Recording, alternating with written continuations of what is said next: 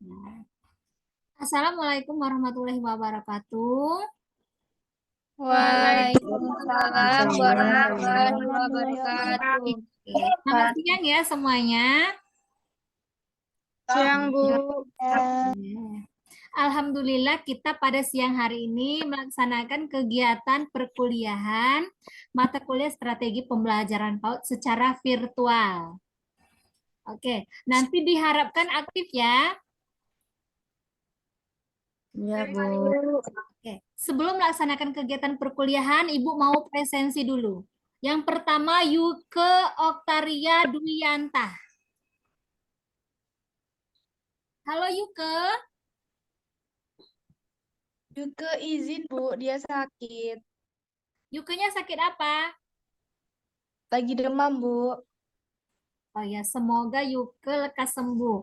Ibu izinkan ya. Dinda Baroka Putri Salsabila. Hadir, Bu. Dinda Baroka. Kan jangan dibuka galau kali. Oke. Putri Dea Puspita. Hadir, Bu. Oke. Amelita Catherine Carolina. Hadir, Bu. Oke. Mutia Aprilia. Hadir, Bu. Sofia Ningrum. Hadir, Bu. Oke. Nelly Dwi Ramadhani. Hadir, Bu. Destin Kurniasari. Hadir, Bu. Oke. Asfa Afkarina Alhoir. Hadir, Bu. Oke.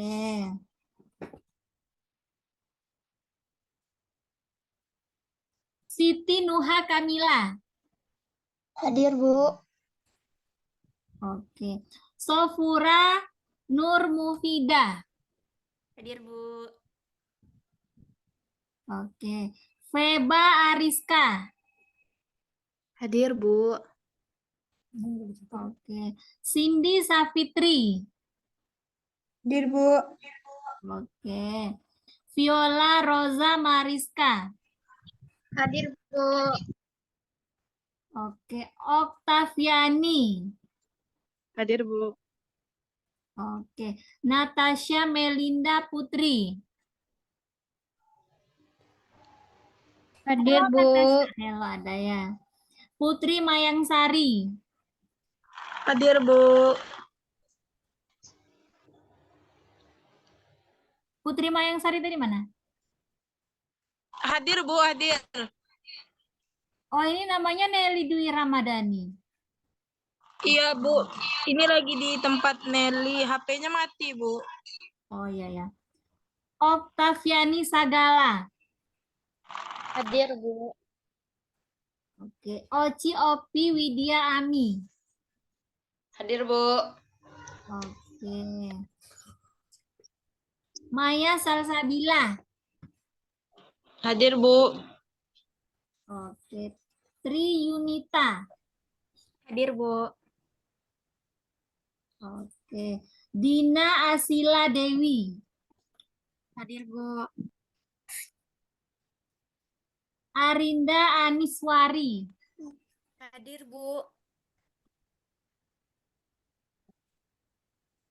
Oke. Lesi Andriani. Hadir, Bu. Oke. Amalia Putri Agustina. Hadir, Bu. Oke. Widiana Wara.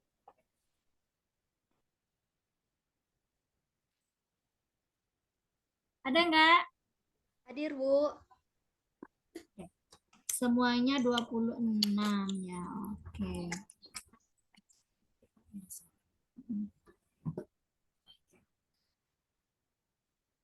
Hari ini kita akan membahas tentang hakikat belajar dan pembelajaran. Minggu kemarin kan Ibu udah jelaskan tuh sekilas tentang hakikat apa itu belajar dan pembelajaran. Nanti Ibu mohon aktif eh, di dalam kegiatan perkuliahan kita ya, walaupun kegiatan perkuliahan kita secara virtual. Baiklah, kepada kelompok 1, waktu dan layar Ibu persilakan.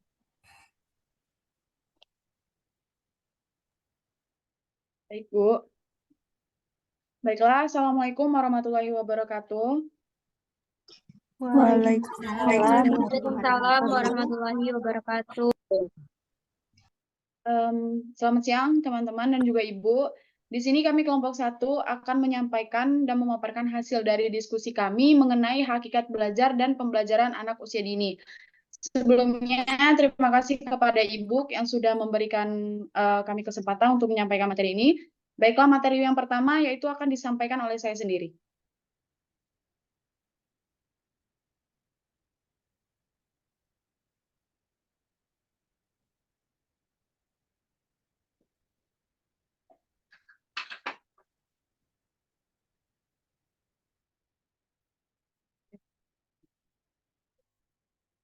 Yang pertama adalah pengertian belajar. Definisi belajar dapat juga diartikan sebagai segala aktivitas psikis yang dilakukan oleh setiap individu sehingga tingkah lakunya berbeda antara sebelum dan sesudah belajar.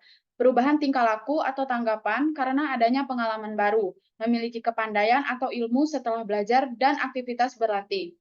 Arti belajar adalah suatu proses perubahan kepribadian seseorang di mana perubahan tersebut dalam bentuk peningkatan kualitas perilaku seperti peningkatan pengetahuan, keterampilan, daya pikir, pemahaman, sikap, dan berbagai kemampuan lainnya.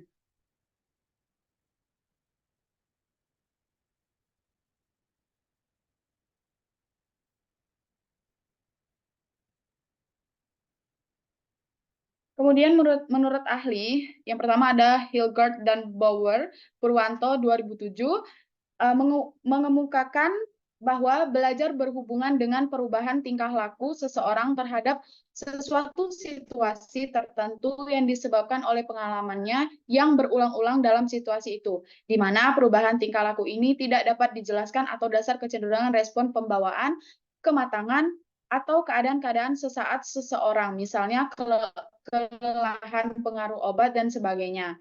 Kemudian menurut Gegni juga mengatakan bahwa belajar terjadi apabila suatu situasi stimulasi bersama dengan isi ingatan mempengaruhi siswa sedemikian rupa sehingga perbuatannya atau performance-nya berubah dari waktu sebelum ia mengalami situasi itu ke waktu sesudah ia mengalami situasi itu. Baik, selanjutnya. Kemudian yang selanjutnya akan disampaikan oleh Maya. Baik, di sini saya akan menyampaikan tentang pengertian pembelajaran. Nah, pembelajaran merupakan bantuan yang diberikan pendidik agar dapat terjadi proses pemerolehan ilmu dan pengetahuan, penguasaan kemahiran dan tabiat, serta pembentukan sikap dan kepercayaan kepada peserta didik. Dengan kata lain, pembelajaran adalah proses untuk membantu peserta didik agar dapat belajar dengan baik. Pembelajaran secara sederhana dapat diartikan sebagai sebuah usaha mempengaruhi emosi, intelektual, dan spiritual seseorang agar mau belajar dengan kehendaknya sendiri. Melalui pembelajaran akan terjadi proses pengembangan moral agama, aktivitas, dan kreativitas peserta didik melalui berbagai interaksi dan pengamalan belajar.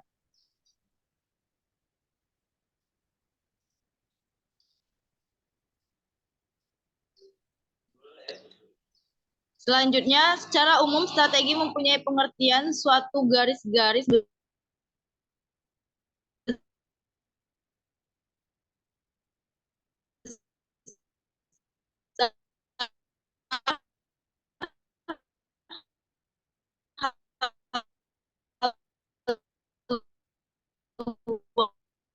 untuk bertindak dalam usaha mencapai strategi bisa diartikan sebagai pola-pola umum belajar mengajar untuk mencapai tujuan yang telah dari menurut Gilstrap dan perilaku guru yang dimaksudkan untuk menolong siswa mencapai tujuan pengajaran.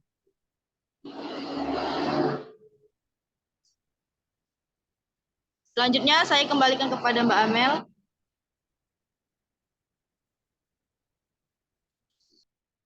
Kemudian berdasarkan komponen yang ada, Dalam menentukan strategi pembelajaran, komponen-komponen tersebut dapat dikemukakan sebagai berikut. Yang pertama adalah penetapan perubahan yang diharapkan kegiatan belajar sebagaimana adanya usaha secara terencana dan sistematika yang ditujukan untuk mewujudkan adanya perubahan diri peserta didik, baik pada aspek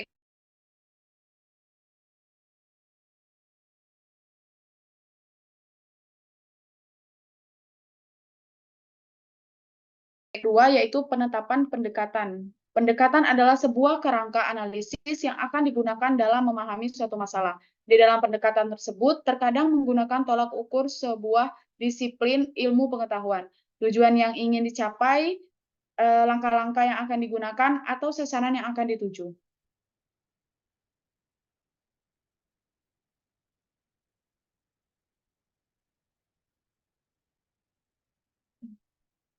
Baik, yang ketiga adalah penerapan metode pada uraian yang telah dikemukakan di atas, bahwa metode pengajaran sangat memegang peranan penting dalam mendukung kegiatan belajar mengajar. Penggunaan metode tersebut selain harus mempertimbangkan tujuan yang ingin dicapai, juga harus memperhatikan bahan pelajaran yang akan diberikan kondisi anak-anak didik, lingkungan, dan kemampuan dari guru itu sendiri. Kemudian yang keempat adalah penetapan norma. Keberhasilan menetapkan norma, keberhasilan dalam suatu kegiatan pembelajaran merupakan hal yang penting. Dengan demikian, guru akan mempunyai pegangan yang dapat dijadikan ukuran untuk menilai sampai sejauh mana keberhasilan tugas-tugas yang akan dilakukannya.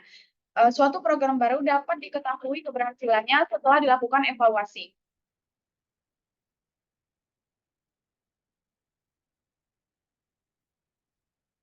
Kemudian ada gaya belajar. Gaya belajar dapat didefinisikan dengan berbagai cara, tergantung pada perspektif seseorang. Menurut Keefe tahun 1979, ia mendefinisikan gaya belajar sebagai gabungan dari karakteristik kognitif, afektif, dan faktor fisiologis yang berfungsi sebagai indikator yang relatif stabil tentang bagaimana pelajar merasakan, berinteraksi dengan, dan merespon lingkungan belajar. Kemudian menurut Brown tahun 2000 mendefinisikan gaya belajar sebagai cara seseorang mempersepsikan dan memproses informasi dalam situasi belajar. Brown berpendapat bahwa preferensi gaya belajar merupakan salah satu aspek gaya belajar dan mengacu pada pilihan satu situasi belajar atau kondisi di atas preferensi yang lain.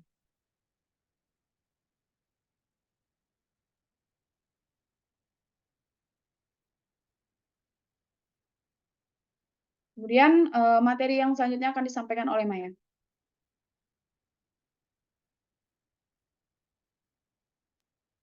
Baik, di sini ada macam-macam gaya belajar. Yang pertama ada visual atau visual learners. Yang pertama, kebutuhan melihat sesuatu atau informasi atau pelajaran secara visual untuk mengetahui atau memahaminya. Dua, memiliki kepekaan yang kuat terhadap warna. Tiga, memiliki pemahaman yang cukup terhadap masalah artistik. Keempat, memiliki kesulitan dalam berdialog secara langsung. Kelima, terlalu reaktif terhadap suara. Keenam, suara mengikuti anjuran secara lisan.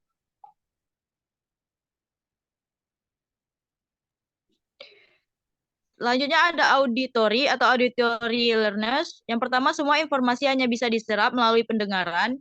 Yang kedua, memiliki kesulitan untuk menyerap informasi dalam bentuk tulisan secara langsung. Ketiga, memiliki kesulitan menulis ataupun membaca. Yang ketiga ada kinestetik.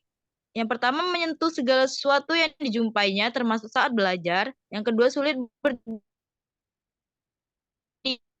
diri atau duduk manis selalu ingin bergerak. Ketiga, mengerjakan segala sesuatu yang memungkinkan tangannya aktif. Keempat, suka menggunakan objek nyata sebagai alat bantu belajar. Yang kelima, sulit menguasai hal-hal abstrak seperti peta, simbol, dan lambang. Keenam, menyukai praktik percobaan. Dan ketujuh, menyukai permainan dan aktivitas fisik. Selanjutnya ada karakteristik anak usia dini. Nah, anak usia dini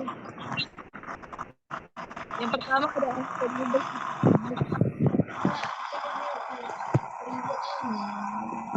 Apa soalnya tadi itu?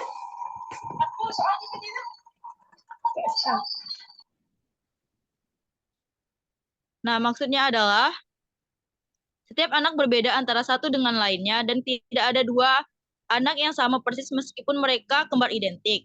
Mereka memiliki bawaan ciri, minat, kesukaan, dan latar belakang yang berbeda. Yang kedua ada anak usia dini berada dalam masa potensial. Nah, anak usia dini sering dikatakan berada dalam masa golden age atau masa yang paling potensial, paling baik untuk belajar dan berkembang. Yang ketiga, anak usia dini bersifat relatif spontan. Pada masa ini, anak akan bersikap apa adanya dan tidak pandai berpura-pura. Yang keempat ada anak usia dini cenderung ceroboh dan kurangnya perhitungan. Anak usia dini tidak mempertimbangkan bahaya atau tidaknya suatu tindakan. Jika mereka ingin melakukan, maka akan dilakukannya meskipun hal tersebut dapat membuatnya cedera atau celaka.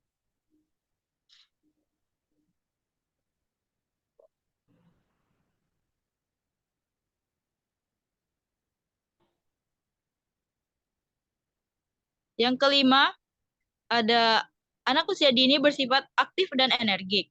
Nah, di sini anak tersebut selalu bergerak dan tidak pernah bisa diam kecuali sedang tertidur. Maka seringkali dikatakan bahwa anak usia dini tidak ada matinya. Yang keenam, anak usia dini bersifat egosentris. Mereka cenderung memandang segala sesuatu dari sudut pandangnya sendiri dan berdasar pada pemahamannya sendiri. Mereka juga menganggap semua benda yang diinginkannya adalah miliknya. Pada umumnya, anak masih bersifat egosentris.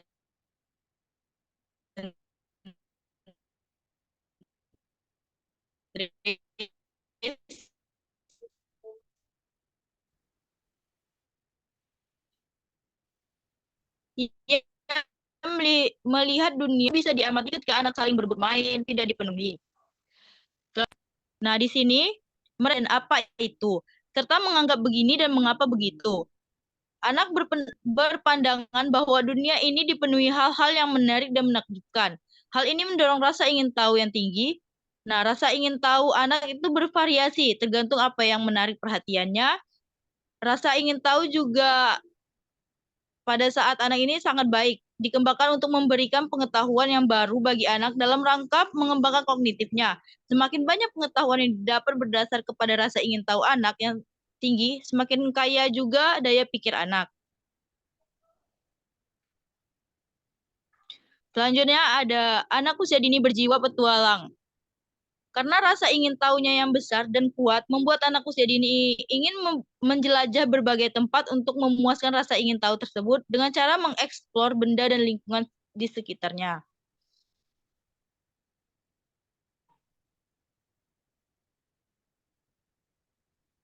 Saya kembalikan lagi kepada Amel. Baik, itulah tadi materi dari kelompok kami. Bagi teman-teman yang ingin memberikan saran atau ada yang mungkin kurang dimengerti, boleh silakan. Atau ada pertanyaan, dipersilakan.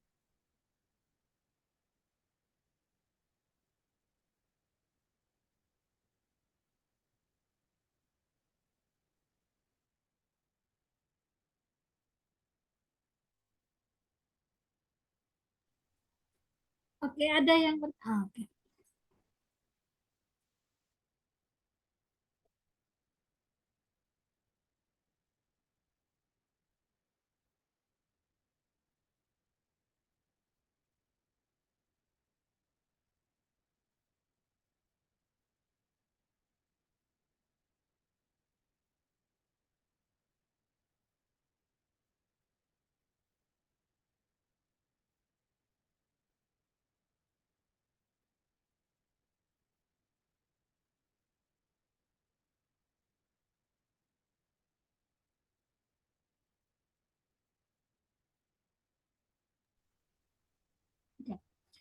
Terima kasih ya atas presentasinya tadi yang sangat bagus.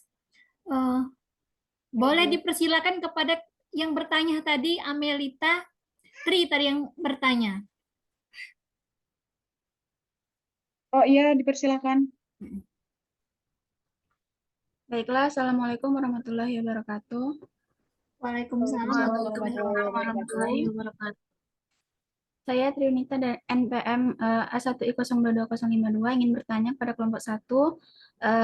Pertanyaannya, Bagaimana cara kita sebagai seorang calon pendidik bisa menggunakan untuk mendeteksi gaya belajar anak pada proses pembelajaran? Baik, terima kasih Yunita. Pada teman-teman yang lain yang ada yang ingin ditanyakan?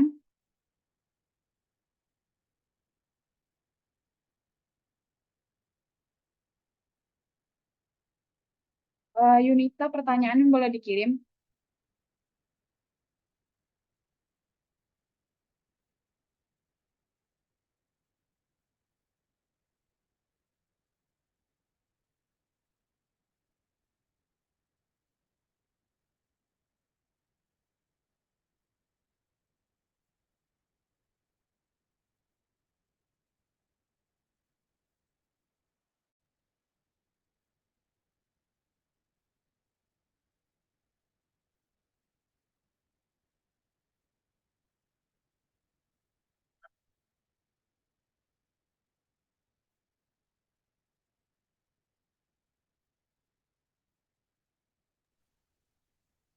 Oke. Ada lagi yang mau bertanya boleh? Atau mau bertanya lewat via chat? Nggak apa-apa.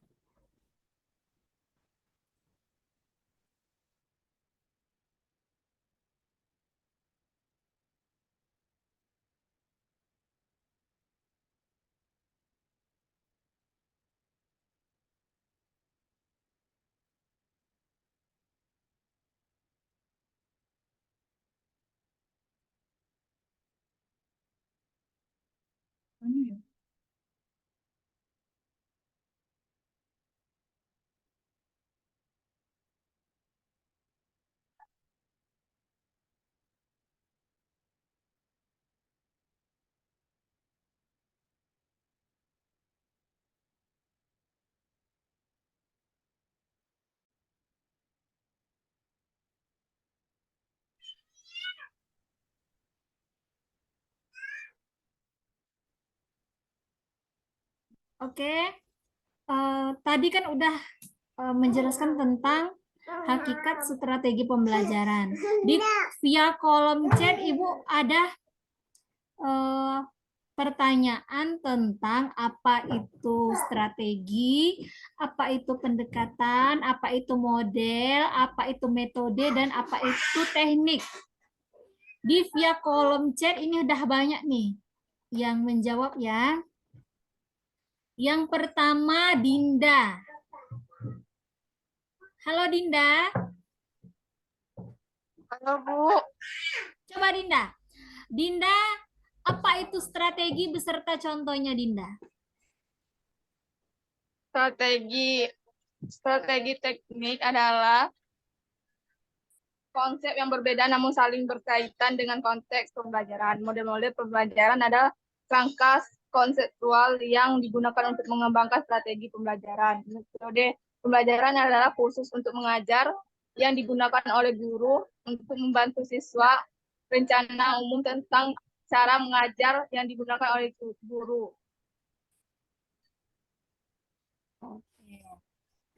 Di sini ada strategi, ada pendekatan, ada model, ada metode, ada teknik. Sama enggak? Sama enggak antara beberapa itu? Antara strategi, pendekatan, model, metode, sama teknik. Halo anak-anak. Apa bedanya kira-kira strategi sama pendekatan? Ada yang bisa jawab?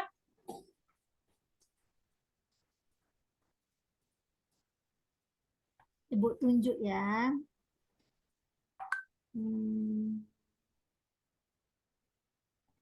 Mutia Aprilia. Halo Mutia. Halo Bu. Apa beda strategi dengan pendekatan Mutia? Strategi adalah rencana umum untuk mencapai tujuan. Pendekatan adalah cara umum untuk mendekati suatu masalah. Oke. Ayo dong HP ya. Pendekatan. Ada yang bisa jawab nggak apa itu pendekatan? Aspa Bu. Oke, silakan Asma. Pendekatan adalah konsep dasar yang mewadahi, mengisi rasi, menguatkan, dan melatari metode pembelajaran dengan cakupan teoristis tertentu. Oke. Ada yang mau kasih contoh nggak apa itu pendekatan?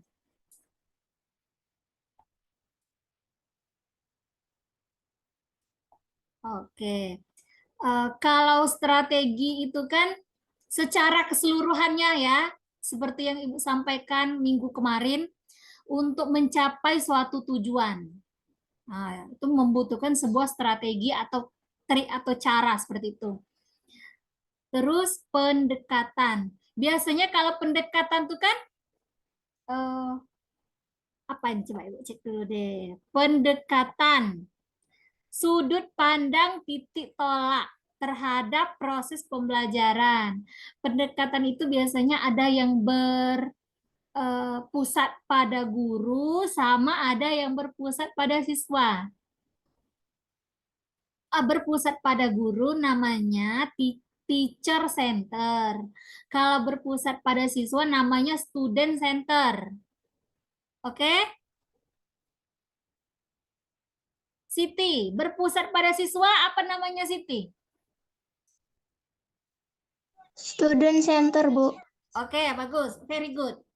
Kalau berpusat pada siswa namanya student center. Oke. Next. Dina. Halo Dina. Ya, Bu. Dina, kalau model sama metode itu apa bedanya? Model sama metode, Bu. Ya.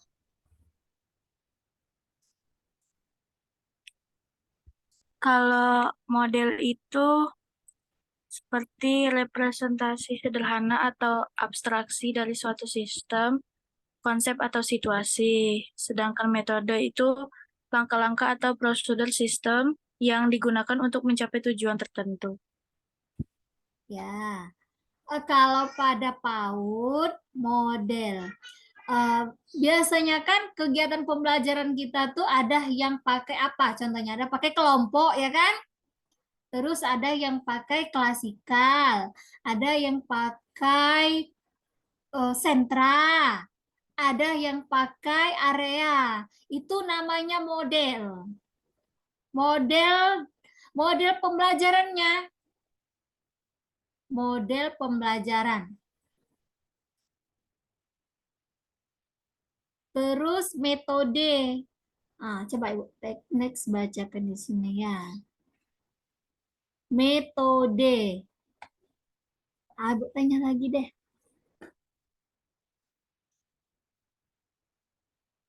Nelly, halo Nelly.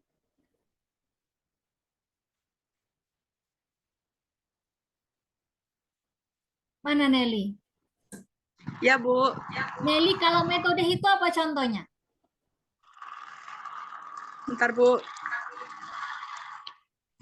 Oke. Tadi kan ada strategi, ada pendekatan, ada model, ada metode, ada teknik. Nah, ada 5 itu ya. 5 komponen itu yang paling luas strategi. Terus yang nomor 2 pendekatan. Yang nomor 3 model. Yang nomor 4 metode. Dan yang paling sempit itu teknik. Nah, coba. Contoh metode dalam ilmu pengetahuan itu Dalam pembelajaran PAUD, dalam PAUD aja.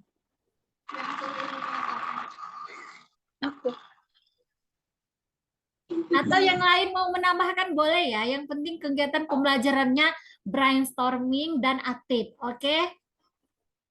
Boleh raise hand, boleh Bu. Aku kasih contoh deh ini metode.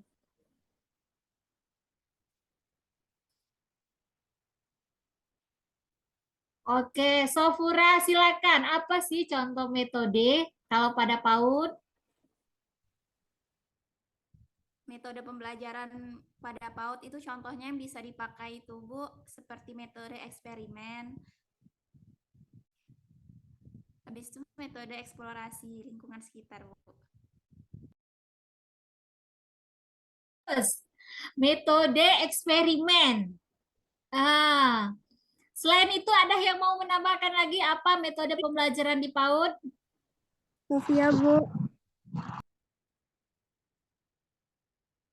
Izin menambahkan, Bu. Bisa dengan metode bermain atau dengan metode bercerita juga bisa. Ya, bagus. Nah, kan dah luas nih pengetahuannya. Bu, metodenya bermain, metodenya bercerita, metodenya bernyanyi. Terus ada juga metodenya karya wisata. Terus ada juga demonstrasi atau ada juga tanya jawab. Itu ya contoh dari metode tadi. Terus yang paling sempit teknik. Oke. Yang paling sempit teknik, ada yang bisa jawab contohnya teknik?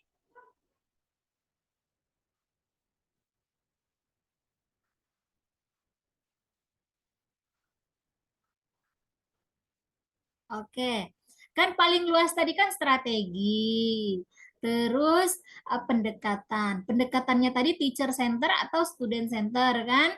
Terus modelnya tadi ada sentra, ada area, ada kelompok, ada klasikal. Nah, itu pada PAUD.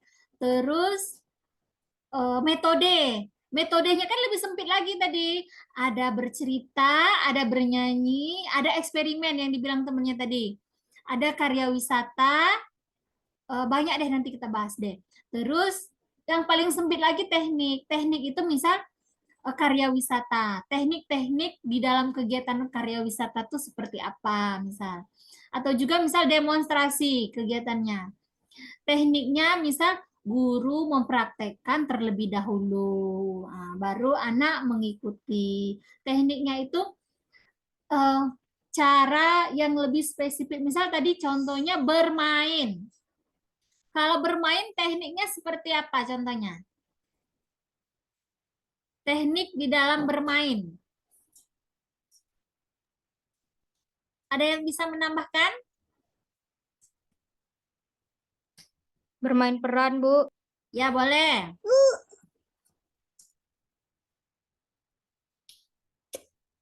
Kalau bermain peran tekniknya seperti apa?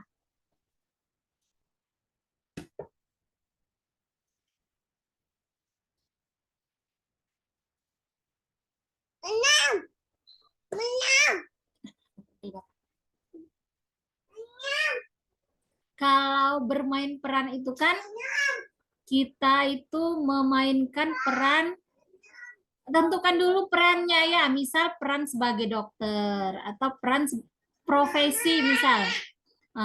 Nanti dipraktekkan tekniknya misal dalam peran profesi. Apa itu langkah-langkahnya seperti itu yang dipraktekkan oleh siswa.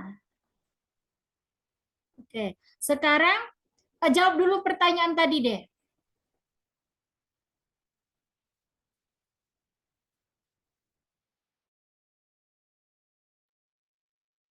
Pertanyaan dari Triyunita tadi ya, Bu? Ya, Iya, ya. Mel. Baik.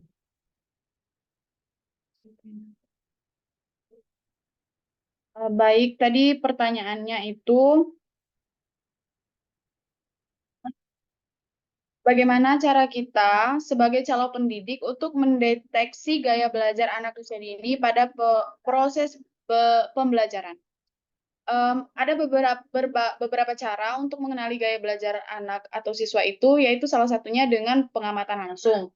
Kemudian observasi secara mendetail atau dengan memberikan angket kepada siswa tetapi untuk kelas tinggi saja. Terus juga observasi secara mendetail terhadap siswa bisa dilakukan dengan melalui penggunaan berbagai metode belajar di kelas. Mungkin itu pada Maya jika ingin ditambahkan.